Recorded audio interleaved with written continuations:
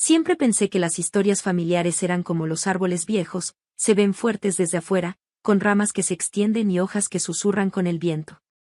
Nunca imaginé que, por dentro, algunos de esos árboles están huecos y que cualquiera puede meter la mano y encontrar la vieja podredumbre. Hoy, sentada en la cocina con una taza de té que ya se enfrió, me obligo a recordar con precisión cada detalle, porque necesito que ustedes entiendan cómo se doblegó todo lo que creía inquebrantable, mi matrimonio, mi honor, la imagen pulcra de mi madre, y, sobre todo, la vida que había construido con Andrés. Mi nombre es Elena.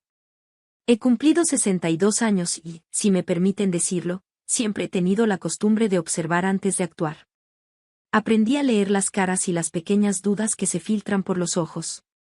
Crecí en una casa donde la discreción era una forma de arte, no se decían muchas palabras, pero se sentían muchas cosas. Por eso, cuando empecé a notar que algo en la casa de mi madre, mi suegra para él, por más paradoja que suene, cambió, no le di importancia al principio. Los cambios sutiles son los más traicioneros. Andrés y yo llevábamos 15 años de matrimonio. Él, con sus manos de trabajador y una sonrisa que siempre parecía contener una disculpa, yo, con la paciencia curtida por las tareas domésticas y la costumbre de poner orden en el caos. Nuestra vida no era perfecta, pero era nuestra, rutinas, cenas, visitas al mercado los sábados, y ese mutuo acuerdo tácito de no entrar en las habitaciones cerradas del pasado. Mi madre, que todos llaman Doña Carmen, vive a una cuadra de nosotros. A sus 79 años conserva una elegancia que nadie diría que es fruto del tiempo y del esfuerzo, y una curiosidad que a veces se disfraza de intromisión. La tarde en que todo se rompió no era especial. Hacía frío y la lluvia caía en cortinas que golpeaban los cristales. Yo había salido temprano a ver a una amiga del barrio y dejé la llave escondida como siempre, detrás de la maceta de geranios.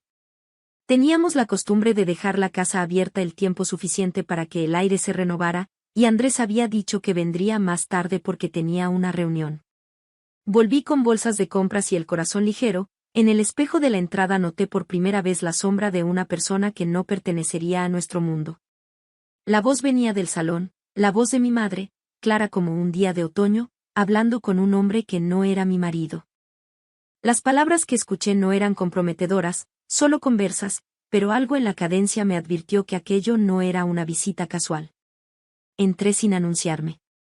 La escena se congeló en el tiempo, mi madre sentada como una reina en su sillón azul, y enfrente, con la espalda apoyada en la cómoda, un joven, no tan joven, en realidad, porque aunque mi memoria le viste de Forti, con los ojos inquietos y las manos temblorosas. El hombre se sobresaltó al verme, y por su gesto supe que no era mi esposo. Pregunté qué ocurría y mi madre me miró con esa mezcla de triunfo y cansancio que solo tienen los que han planeado una trampa con paciencia. Me dijo, Elena, siéntate. Necesito contarte algo antes de que el día termine. Lo que siguió fue una confesión que, en otras circunstancias, podría haber sido marchita por la compasión. Mi madre me contó que días atrás había sorprendido a un hombre, mi cuñado, por sangre, o mejor dicho, el esposo de su hija, en una situación vergonzosa y comprometedora con una mujer que no era yo. Las palabras exactas se entrelazaban, zorra, mentira, familia, y luego la joya que incendió todo, yo tengo pruebas. No puedo describir con crudeza cómo se sentía eso, pero mi corazón se encogió como si alguien hubiera apretado un puño alrededor de mis costillas. ¿Por qué? ¿Cómo se supone que actúa una madre cuando descubre la infidelidad en su familia? ¿Con furia ciega? ¿Con comprensión templada? ¿Con silencio? Mi madre escogió otra cosa, un plan frío y calculado. Ella había tomado fotos, guardado mensajes, escuchado llamadas. No solo eso, había seguido sus pasos lo suficiente para conocer horarios, amigos y pequeñas manías que nos habían parecido inofensivas. No la traicionaré, dijo con voz extrañamente suave, pero necesito algo. Necesito que todo vuelva a su sitio, necesito que la familia no se deshaga. No dijo, dinero, ni, alegato, sino algo más siniestro, necesito que Andrés me obedezca. Que haga lo que yo pida. Sus ojos brillaron al pronunciar la palabra como si fuera un juramento religioso. Andrés había estado en la puerta cuando regresé. Su rostro se volvió blanco, su sangre parecía haber salido del cuerpo. Lo siento, balbuceó, Y lo que siguió fue un desfile de explicaciones torpes que no podían sostener la coherencia de la culpa. No le grité. ¿Para qué? La realidad no necesita gritos para ser insoportable. La escuché confesar, con la misma voz que antes me hablaba de la compra del pan, la traición que había sostenido por meses. Y mi madre, implacable como un juez, le dijo, puedes confesármelo todo, pero no le dirás nada a Elena. Harás lo que yo te ordene, y yo mantendré silencio. Si traicionas este pacto, las pruebas saldrán a la luz. Fue como si plantara una bandera en el centro de nuestra casa. Esa noche, mientras el reloj hacía un ruido metálico en la pared, todo se volvió un teatro de sombras. Mi madre pactó con mi marido un silencio que olía a pólvora. Le dijo que estaría atenta, que cada falta, cada gesto fuera de su voluntad, sería registrado. Y para que quedara claro que no era un capricho trivial, comenzó a imponer las primeras órdenes, visitas a la casa de ella 3 veces por semana, ayudarla con los papeles del banco, acompañarla a citas médicas. Nada sexual, nada que explicitara la transgresión, todo revestido de una moralidad aparente. Sin embargo, en el fondo, la humillación era palpable. Yo me vi atrapada en un huracán de emociones contradictorias. Quería llorar, romper platos, salir corriendo, pero sobre todo quería entender por qué mi madre escogió el poder y la extorsión en lugar de la compasión. ¿Se sintió traicionada como madre? ¿O su enojo tenía raíces más fuertes, en viejas rencillas, en la costumbre de controlar lo que la rodeaba? La respuesta no llegaba clara. Sé que la lealtad es un territorio complicado, entre mi madre y mi marido había un vínculo que se alimentaba de historia y de dependencia. Mi madre, viuda desde hace años, había construido un imperio de pequeñas exigencias que ahora utilizaba como arma.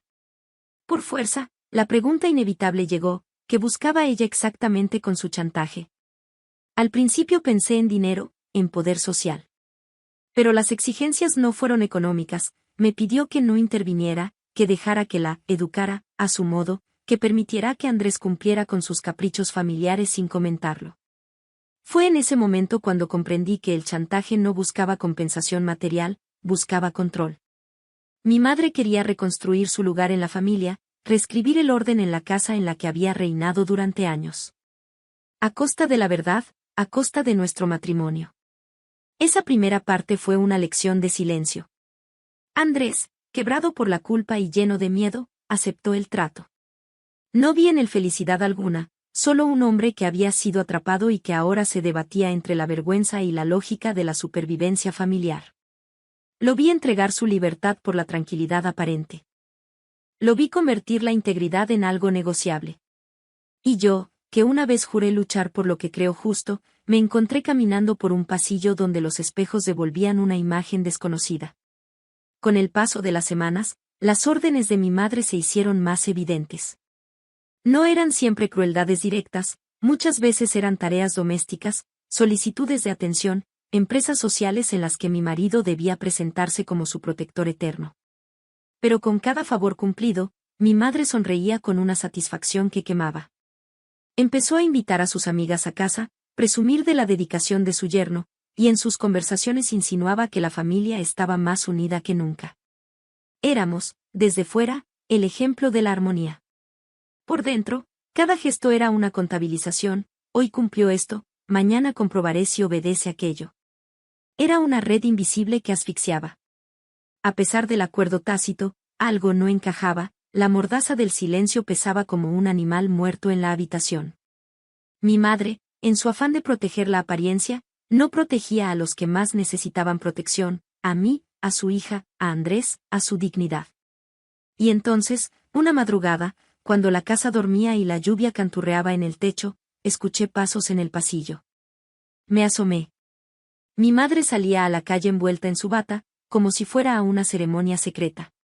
La vi hablar con alguien en la esquina, no llegué a identificar a la persona, y al volver sus ojos me encontraron en la puerta. No dijo palabras, pero su mirada fue una promesa, la historia apenas comenzaba. Lo que puedo asegurar después de esa primera revelación es que nadie queda indemne. La traición expuesta por mi madre abrió un abismo que todo lo tragó, la confianza, las certezas, los pequeños rituales que sostienen a una pareja. Yo aprendí que el amor también tiene fronteras que, una vez cruzadas, no se pueden marcar con la misma tinta. Pero también aprendí que el silencio puede ser más dañino que la verdad, y que el poder, cuando se ejerce sin ética, se torna destructivo. No terminaré esta parte sin dejar una imagen, la de mi madre en el umbral de la casa, con una carpeta bajo el brazo y una sonrisa que no era de felicidad sino de victoria calculada. A su espalda, Andrés, que no podía levantar la mirada.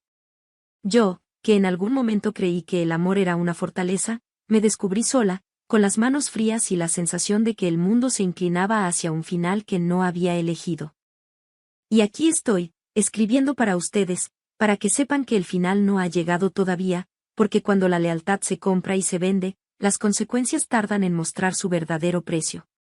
Les dejo con esta certeza, las palabras de mi madre resonaron como un martillo en la cúpula de nuestra vida. Obedece, y todo seguirá como antes. Lo que ella no sospechó es que las obediencias forzadas crean grietas que se propagan con la humedad de la mentira. Mañana, cuando cuente la siguiente parte, les diré cómo esas grietas alcanzaron la intimidad de nuestra casa y decidieron el destino de cada uno. Por ahora, la lluvia sigue golpeando los cristales y mi té está frío, pero mi memoria arde, y necesito que sepan que no todo se compra con silencio. Después de aquel día, la casa se volvió un escenario silencioso donde cada gesto tenía peso.